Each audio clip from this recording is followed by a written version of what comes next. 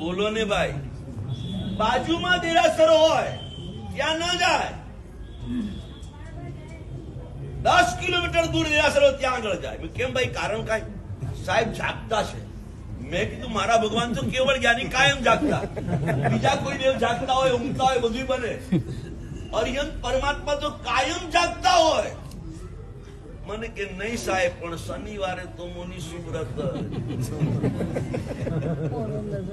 એટલે શનિવારે મુનિ સુવ્રત સિવાયના બધા નકામા. સમજી ગયા?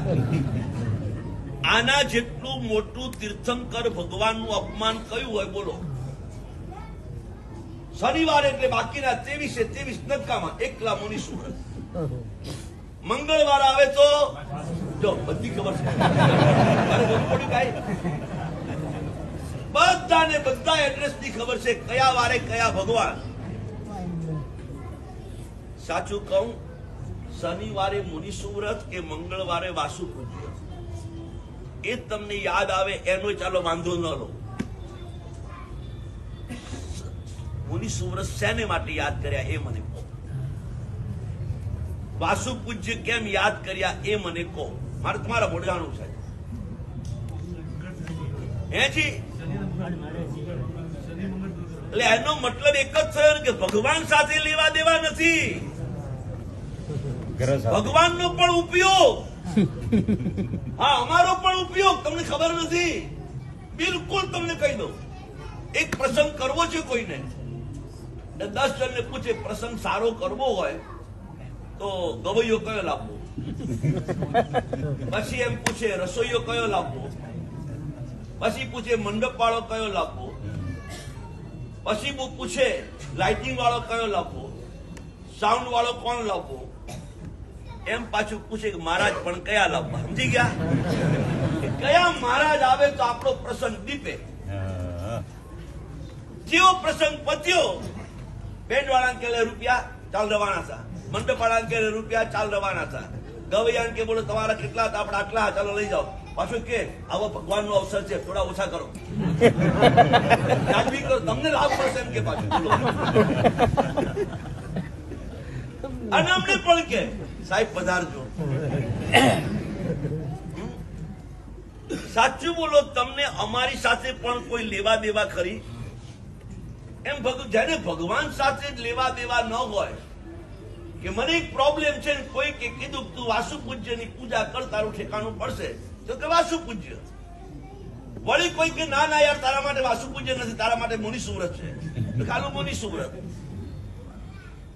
કપડું જેટલું સહેલાઈથી બદલી શકાય એટલી સહેલાઈથી ભગવાનને ગુરુઓને બદલનારા આજે છે. વાત સાચી કે ખોટી મને કહો પેલા? હે જી? કોણ કોણ? બસ આજ તો કમનસીબી છે. 1 મિનિટ, હા મને કટે નહીં તો વટે, કટે ક્યાં કે નહીં? ક્યાંય પણ ભટકતા માણસને એનું ભલું કોઈ ન કરી શકે. એક માણસ કૂવો ખોદે, એક હાથ ખોદ્યું, પાણી ના આવ્યું, બીજે કૂવો એક હાથ ખોદે, ના આવ્યું, ત્રીજે ખોદ્યું, 100 જગ્યાએ ખોદ્યું, પાણી આવે કોઈ દાડો?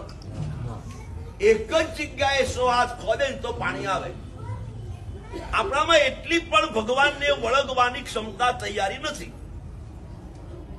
અને અમારે યશો વિજયજી મહારાજ તો કે છે હું ભગવાનને વળગ્યો છું બરાબર, નહીં છોડું, કોઈ સંયોગમાં નહીં છોડું. પણ ક્યાં સુધી?